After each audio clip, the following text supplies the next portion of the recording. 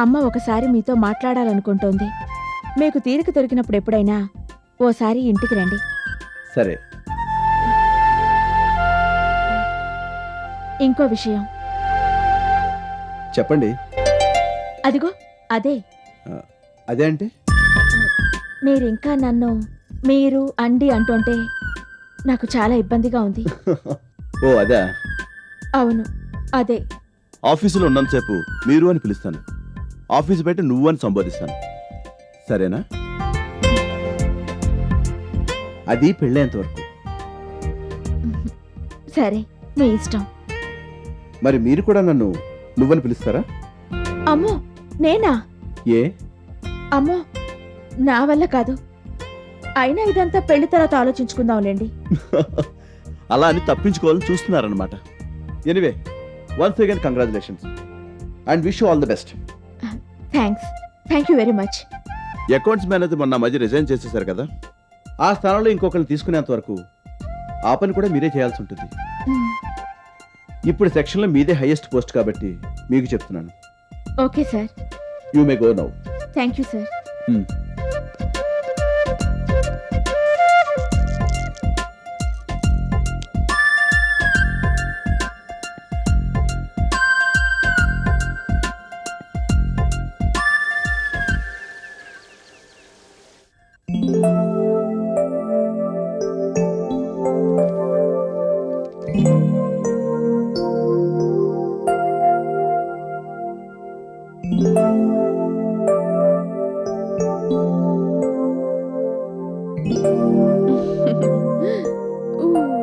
డెజీ, be a good girl డెజీ.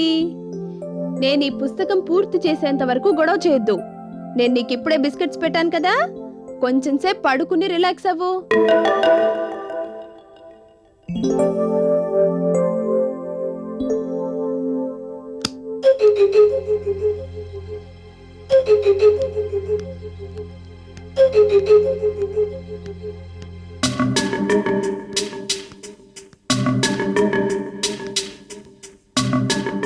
డెజీ,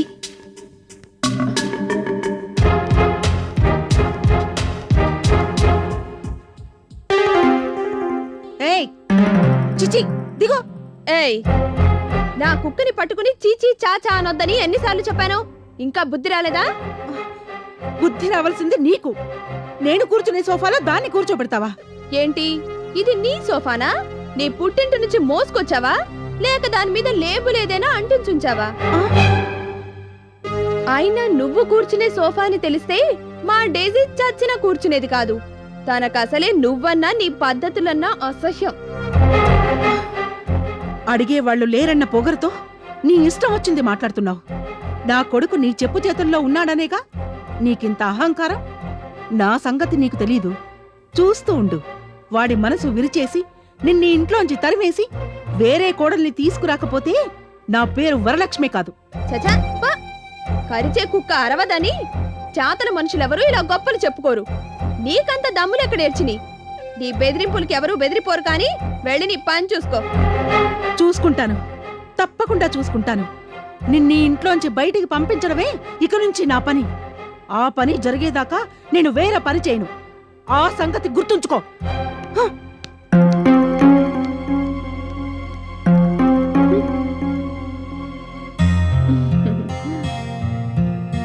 good girl, చెప్పింది చేసావు. ఆవిడ గారి తిక్క కుదిర్చావు. ఇంకెప్పుడు ఈ సోఫాలో కూర్చుని నన్ను విసిగించదు. Thank you డేజీ. నీకు అమెరికా నుంచి డాగ్ ఫుడ్ తెప్పించి తినిపిస్తాను, సరేనా?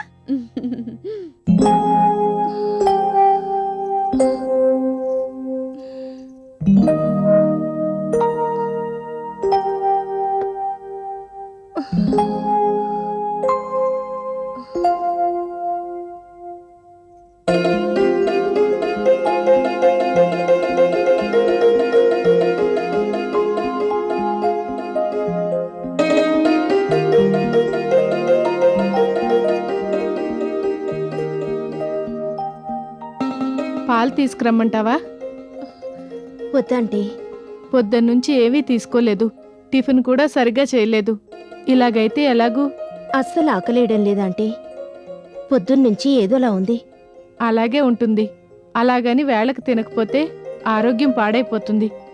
పోనీ పెరుగన్నం కలుపుకురానా? కొంచెం సేపు ఆగి తింటానా ఆంటీ? సరే, నీ ఇష్టం.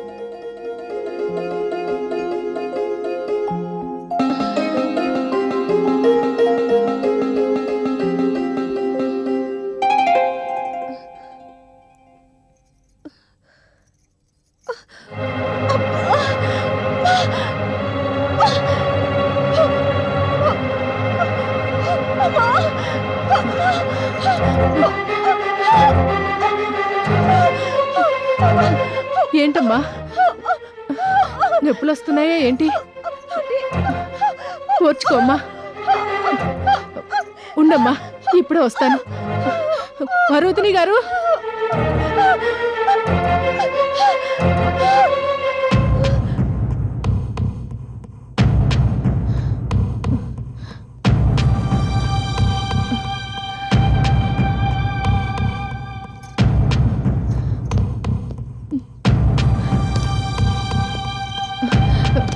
ఎలా ఉంది డాక్టర్ గారు? కాన్పు కొంచెం కష్టమైంది, కానీ మీరు ఇక్కడికి సకాలంలో తీసుకొచ్చారు కాబట్టి సరిపోయింది. ఇంతకీ అదే చెప్పబోతున్నాను. మీకు మనవరాలు పుట్టింది.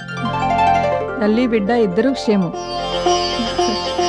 కంగ్రాచులేషన్స్.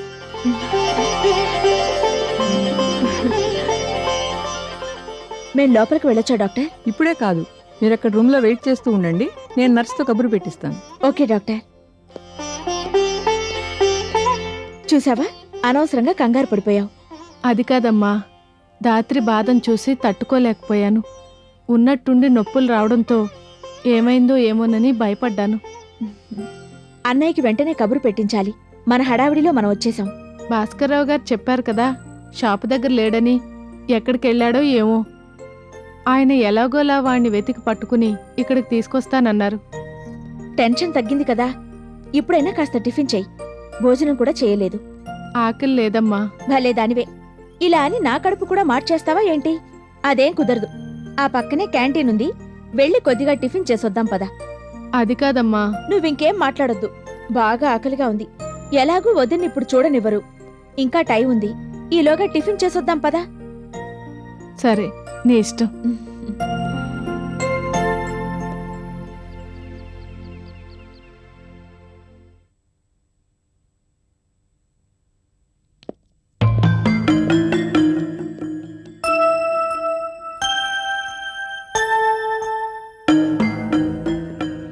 ఆయన మీతో ఫోన్లో మాట్లాడతానంటున్నాడంట. చాలా అర్జెంట్ అంట సార్.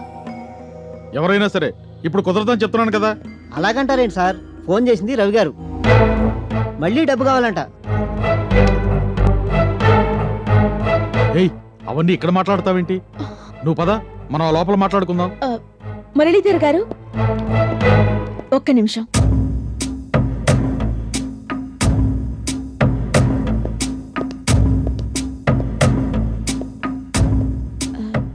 ఇందాక అతను ఎవరి గురించి మాట్లాడాడు? అబే, ఏం లేదు మేడం, ఏం లేదు. ఏదో పర్సనల్ మ్యాటర్. కాదు, నేను విన్నాను. రవి గారు ఫోన్ చేశారని ఏదో అన్నాడు. అబే, ఏం లేదు మేడం, మీరు తప్పుగా విన్నారు. మీరెందుకింత కంగారు పడిపోతున్నారో నాకు అర్థం కావడం లేదు. నా దగ్గరేదో దాస్తున్నారు. అబే, ఏం లేదు మేడం, ఏం లేదు. నో, నిజం చెప్పండి. ఈ విషయం సార్కి తెలిస్తే కోప్పడతారు మేడం. మీకు ఈ విషయం తెలియకూడదని ఆఫీసులో ఉన్న వాళ్ళందరికీ చెప్పారు. ఏ విషయం? వదిలేయండి మేడం, అనవసరంగా నా ఉద్యోగం పోతుంది. అలాంటిదేం జరగదు, చెప్పండి. ఈ విషయం నేను మీతో చెప్పానని మీరు సార్కి చెప్పకూడదు. అలాగే, చెప్పను. అది కాదు మేడం, మీ అన్నయ్య గారు, అదే రవి గారు, సార్ దగ్గర లోన్ తీసుకున్నారు. లోనా? అవును మేడం, ఈ మధ్య ఏదో బిజినెస్ పెట్టుకుంటానంటే సార్ హెల్ప్ చేశారు. మీకు ఈ విషయం తెలిస్తే ఊరుకోరని చెప్పి మీ అన్నయ్య గారు సార్ని రిక్వెస్ట్ చేశారట. మీకు ఈ సంగతి చెప్పొద్దని. అలాగా? అవును మేడం, కావాలంటే ఓసారి ఫైల్ వెరిఫై చేయండి, మీకే అర్థమవుతుంది. లేదా అకౌంట్ సెక్షన్ లో ఎవరిని పిలిచి అడిగినా మీకు ఈ విషయం తెలిసిపోతుంది. ఈ ఇంటి మీద అప్పు తీర్చేశాను. నెక్స్ట్ వీకే నా షాప్ ఓపెనింగ్. మా ఫ్రెండ్ సాయం చేశాడు.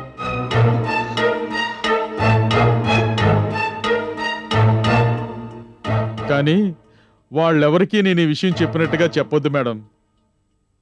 మీకు రవి గారే చెప్పినట్టుగా వాళ్ళని అడగండి, దాంతో విషయం అంతా బయటపడుతుంది. నా పేరు మాత్రం బయటికి రానివద్దు మేడం, ప్లీజ్. లేదు, మీ పేరు చెప్పను. వస్తాను మేడం. ఉమ్.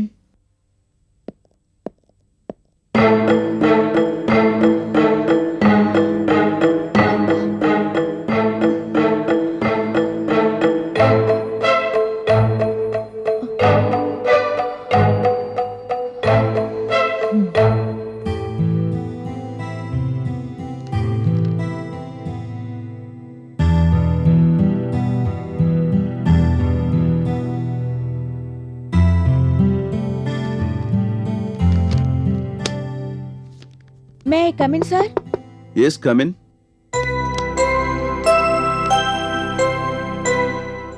ఓహ్, మీరా?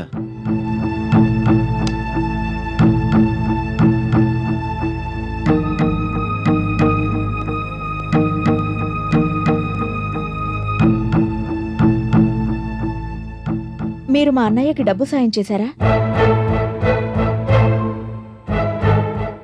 చెప్పండి, తనకి లోన్ ఇప్పించారా? అది అది అయినా మీకు ఇప్పుడు ఈ విషయం నాకెలా తెలిసిందని అడగొద్దు. నేను అకౌంట్ సెక్షన్లో వెరిఫై చేసే ఇక్కడికి వచ్చాను. అసలు ఇదంతా ఎప్పుడు జరిగింది? నాకు మాట మాత్రమైనా ఎందుకు చెప్పలేదు? మా అన్నయ్య గురించి మీకు చాలాసార్లు చెప్పాను. అతను ఏవేవో కథలు వినిపించి డబ్బు కొట్టేస్తూ ఉంటాడు. లోన్ ఇచ్చే ముందు నన్నో మాట అడిగినా వద్దనేదాన్ని. అలా మీరు అంటారనే మీతో చెప్పలేదు. I'm sorry to say this. మీరు తప్పు చేశారు.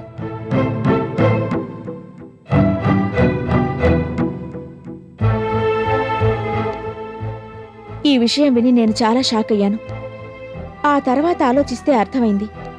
ఉన్నట్టుండి ఎవరో డబ్బిచ్చారంటూ అన్నయ్య షాప్ తెరవడం వెనుకున్న మతలబు ఏంటో అప్పుడు అర్థమైంది. గోడకి రాసిన సున్నం, అన్నయ్య చేతికిచ్చిన డబ్బు వెనక్కి తిరిగి రావు. అలా ఏం కాదులండి.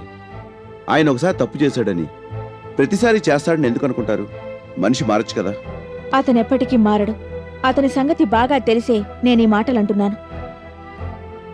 అనవసరంగా మనందరం ఇబ్బందుల పాలవుతాం. అలా ఏం జరగదునండి. మీరు అనవసరంగా ఏదేదో ఊహించుకుంటున్నారు. నేనొక్క మాట అడుగుతాను, సూటిగా సమాధానం ఇవ్వండి. ఏంటది? ఈ పెళ్లి జరగాలంటే అన్నయ్య సెటిల్ అవ్వాలని అన్నాను కాబట్టి మీరీ పని చేశారు, అవునా?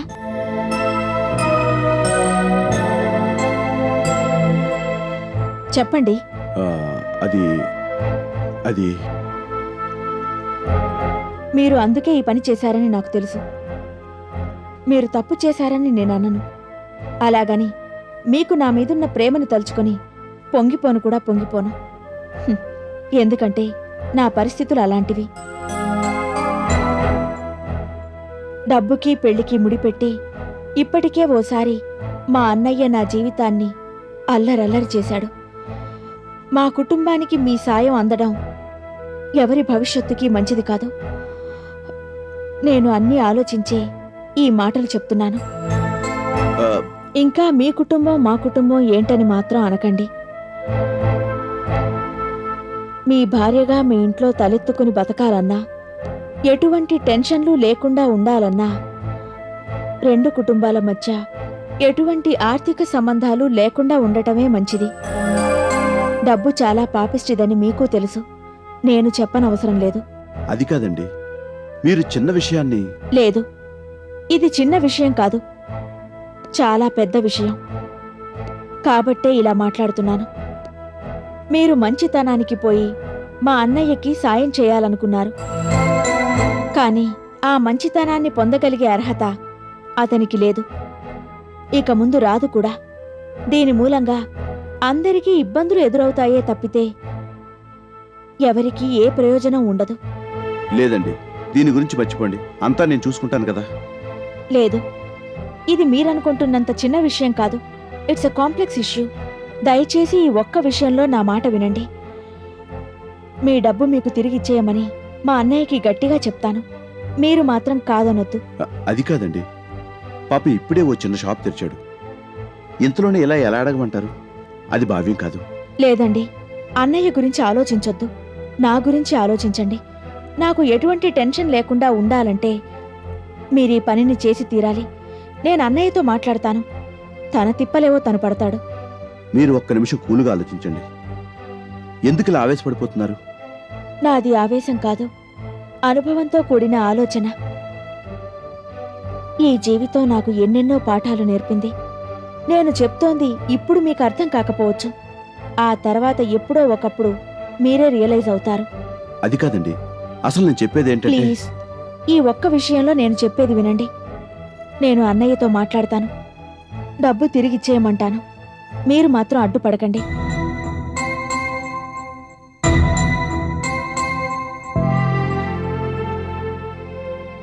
అదృష్టవశాత్తు పెళ్లి జరక్కముందే ఈ విషయం నాకు తెలిసింది.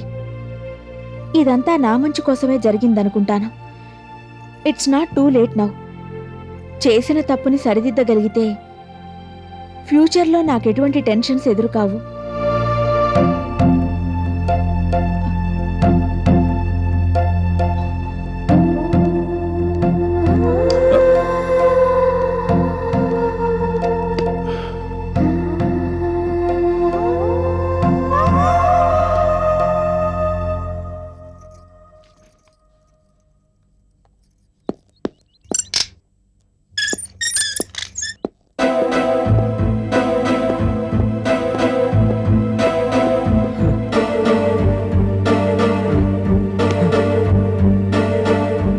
చేచే దరిద్రపు మనుషులు, దరిద్ర బుద్ధులు. అమ్మందా? లేరు, ఇందాకే గుడికెళ్తానంటూ బయటికెళ్లారు. చా, నేనేదన్నా ముఖ్యమైన విషయం మాట్లాడాలనుకున్నప్పుడే బయటికెళ్ళి కూర్చుంటుంది. ఈవిడితో ఇదే చావు. మళ్ళీ ఏం కొంప మునిగిందని అలా చిటపట్లాడుతున్నావు? షాప్లో పనిచేస్తున్నాడు ఒకడు, డబ్బంతా తీసుకుని పారిపోయాడు. ఇప్పుడు సరుకులు కొనడానికి కూడా డబ్బులు లేవు. నమ్మించి మోసం చేశాడు. షాప్ అద్దె కూడా కట్టాలి. ఈ పరిస్థితుల్లో ఏం చేయాలో పాలుపోవటం లేదు. కొన్నాళ్ళు షాప్ మూసేయాలనుకుంటున్నాను. అయ్యింది. నీకు అలాగే ఉంటుంది. వాడు ఇలా చేస్తాడని నేనేమైనా కలగన్నానా? నేను మొదటి నుంచి చెప్తూనే ఉన్నాను, నాకు తెలుసు ఇలాంటిదేదో అవుతుందని. అయినా నీ దగ్గర నుంచి డబ్బులు ఎత్తుకెళ్లే వాళ్ళున్నారు గాని డబ్బిచ్చి సాయం చేసే ఫ్రెండ్స్ ఎవరున్నారు? నాకు అసలు చిరాగ్గా ఉంటే నీ దెప్పి పడుపులేంటి? డబ్బు దొరకగానే సరిపోదు, కష్టపడి పనిచేయడం తెలుసుండాలి. సమర్థంగా మేనేజ్ చేయాలి. అందరి మీద ఒక కన్నేసి ఉంచాలి. షాప్ తెరిచిపోయి ఇంకెక్కడో కూర్చుంటే పనులేలా అవుతాయి? ఆహా చాలే, నువ్వు కూడా నాకు సలహాలు ఇచ్చేదని అయ్యావన్నమాట. ₹1 సంపాదిస్తే తెలుస్తుంది ఆ కష్టమేంటో. తమరేదో కష్టపడి వేలకు వేలు సంపాదించినట్టు మాట్లాడుతున్నారే. నీ జీవితంలో నువ్వెప్పుడన్నా కష్టపడి సంపాదించావా? నీ సొంత డబ్బుతో ఎప్పుడన్నా నాకేమన్నా తీసుకొచ్చావా? మాటలు మాత్రం కోటలు దాటుతాయి. అయినా వ్యాపారం చేతకానప్పుడు మొదలు పెట్టడం ఎందుకంట? ఎక్కడైనా ఉద్యోగం వెతుకోవచ్చు కదా. ఈ ఉచిత సలహాలంటేనే నాకు అసహ్యం. అయినా నీ పనేదో నువ్వు చూసుకోరాదు. ఎప్పుడు ఎత్తిపడి మాటలు తప్పితే సాయపడదామని కొంచెం కూడా అనిపించదు. నువ్వు చేసే పాడు పనులకి సాయం కూడానా? అబ్బా, నన్ను ఇంకా చిరాకుపరచొద్దు. ముందే గండం గట్టెక్కాలి. మళ్ళీ మామూలే, నీ కథ ఎప్పటికీ మారదు.